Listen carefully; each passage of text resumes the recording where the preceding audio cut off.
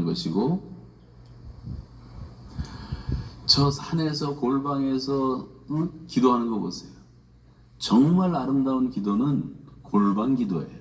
아무도 없는 곳에서 하나님만 바라보고 기도하는 성도들이 이 나라를 살려온 것이고, 지난 74년 동안의 6.25 이후로 나라에 크고 작은 어려움이 있을 때마다 다 모여서 우리가 철회하면서 부르죠. 새벽 4시까지 기도했어요. 그때 금식하면서 기도했어요. 새벽마다 기도했어요. 부르짖으면서 기도하고.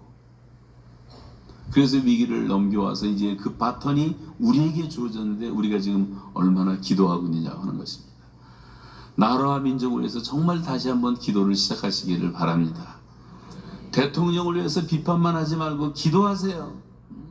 지금 야당과 여당과 다 개싸움들을 하고 있는데, 교회도 갈라지고 집안도 갈라지고 정치적으로 얼마나 혼란한 시대입니까?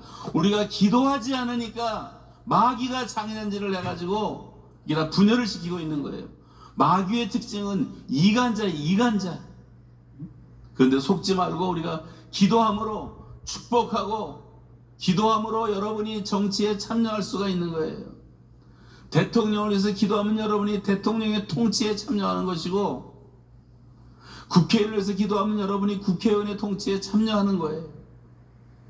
그래서 성경은 위정자를 위해서 기도하라고 말씀하십니다. 기도하는 교회가 되시기 바랍니다. 그리고 민족 복음화의 완성은 결국 북한 선교예요. 북한은 지금 지구상에 남아있는 마지막 무신론 공산국가예요. 강력한 기도가 아니면 무너질 수가 없는 강력한 주체교라고 하는 종교로 바뀌어가지고 2천만 광신자를 거느리고 있는 나라가 북한이 된 거예요. 여러분, 북한의 아이들의 모습을 보십시오. 얼마나 고아들이 많은 줄 아십니까?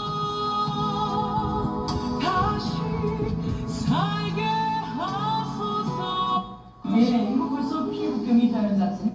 몇 살? 어? 가까이 가겠습니다. 아, 갈라?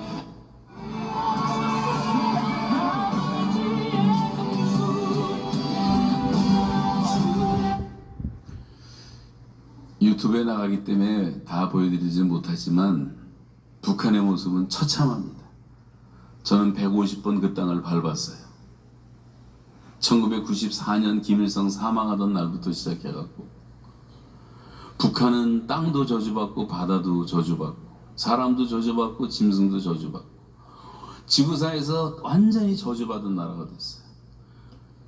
이 매스컴을 잡고 있는 이 나쁜 친구들이 평양만 보여줘서 우리는 북한하면 평양만 보지만, 그는 공산당 핵심 당원들만 사는 곳이고, 그건 5%밖에 안 됩니다. 95%의 사람들은 다 저렇게 살고 있어요. 북한을 복음화시키고 4만 개 세워진 김일성 동상이 다 무너지고 20만 명이 살고 있는 정치범 수용소가 폐쇄되고, 여러분, 우상들이 무너져야지 되는데 우리의 강력한 기도만이 그렇게 역사에서 하나님의 역사로 그 땅도 변화될 줄로 믿습니다. 그래서 70년 동안 닫혔던 북한의 문이 열리도록 기도하셔야 되는 거예요. 그래서 저는 요즘 한국에 와서 북한 통일을 준비하기 위해서 탈북 신학생들을 모았더니 처음에 51명으로 시작했는데 지금은 150명씩 모이고 있습니다. 탈북 목사님들이 100명이 나왔습니다. 탈북자들이 세운 교회가 74개가 세워졌습니다. 저 사람들은, 저 친구들은 예수 믿는 지 몇 년 안 됐는데 성경을 다 100독 이상을 한 사람들이에요. 특공대들입니다. 들어가서 복음 전하는 일을 하게 되면 되는 거예요. 그래서 계속 수련회를 통해서 1년에 수차례씩, 이번에도 몽골 갔다 왔는데 몽골을 통해서 넘어온 사람들 가운데 탈북 신학생들 몇 명이 몽골에 자기가 빚을 졌다 그래서 몽골 가서 설교하는데 다 눈물바다가 되고 기도를 했어요. 북한까지 복음화 돼야지 되는 겁니다. 100만인 구령운동을 시작해갖고, 그래서 우리나라가 지금 급속하게 복음화되기 시작한 거예요. 그리고 1974년 빌리그리암 크루세이드를 시작해갖고 엑스플로스 74를 시작해갖고 얼마나 우리가 전도를 열심히 했는지 수년 안에 1000만 기독교인이 된 거예요. 여러분 보세요. 지난 2020년부터 2020년 1월부터 4월까지 3개월 동안 통계를 제가 봤는데 낙태로 죽은 사람이 저게 몇 명입니까? 1000만 명이 넘죠? 아사한 사람이 280만 명, 암으로 죽은 사람이 206만 명, 담배, 에이즈, 교통사고, 자살 그렇게 많이 죽었는데 코로나로 죽은 사람은 4만 6천 명밖에 안 돼요. 코로나가 한참 심했을 때. 무슨 말입니까? 오늘도 매일같이 15만 명에서 20만 명이 지구를 떠나고 있어요. 저와 여러분들 이렇게 앉아있지만 내일 이 자리에 못 올 사람도 있을 수도 있는 거예요. 언제 떠날지 모르고 죽음은 너무도 확실히 우리에게 다가오고 있고 우리는 살고 있는 게 아니라 죽고 있어요. 죽음은 정해져 있고 우리 굴로 가고 있을 뿐이에요. 이 전도의 사태라는 것은 전쟁 사태보다도 시급한 비상사태란 말이에요. 근데 우리가 얼마나 태만합니까? 주님은 복음을 전하라 그랬고 만민에게 가라 그랬고 모든 민족을 제자로 삼으라 그랬고 믿는 자들에게는 이런 표적이 따르리니 표적이 따라요. 우리가 전도하기 시작하면 귀신들이 쫓겨나고 새 방언을 말하고 뱀을 들어 올리고 무슨 독을 마실지라도 해를 받지 않고 병든 자에게 손을 얹는 즉 나으리라. 우리가 순종하면 이런 역사는 지금도 똑같이 일어나는데 그 표적을 보고 사람들이 돌아오게 돼 있는 거예요. 여러분 가운데도 병에서 고침받고 교회 나온 사람도 계실 거고 어떤 동기로 회개하고 다 나왔을 텐데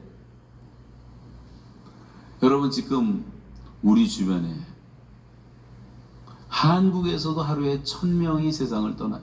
장례식이 1000건씩 있으면 매일. 그럼 불경기도 없어요. 떠나는 게 1000건씩 있어요. 언젠가 우리도 그 대열에 서서 갈 때가 있어요. 죽음이라는 것은 무서운 겁니다. 죽음은 차가운 것입니다. 죽음은 너무도 비자연스러운 것이고 다른 사람의 죽음은 죽음이라고 말하지만 그 죽음이 나한테 찾아오면 하늘이 무너지는 것 같은 사건이에요. 그때 제일 중요한 것은 뭐겠습니까? 내가 구원을 받았느냐가 중요하지 않아요? 영생을 얻었느냐가 중요하지 않아요? 그런 의미에서 이 죽는 것은 반드시 혼자서 아무것도 가지고 갈 수 없는, 언제 죽을지 모르고 어디서 죽을지 어떻게 죽을지 아무도 몰라요. 존재론적으로 다 불안합니다. 전도라는 것은 바로 이 죄와 죽음의 문제에 대한 근본적인 해결책을 제시하는 거예요. 예수 그리스도의 죽음과 예수 그리스도의 부활만이 답이란 말이에요. 예수의 죽음으로 우리의 죄 문제가 다 해결됐어요.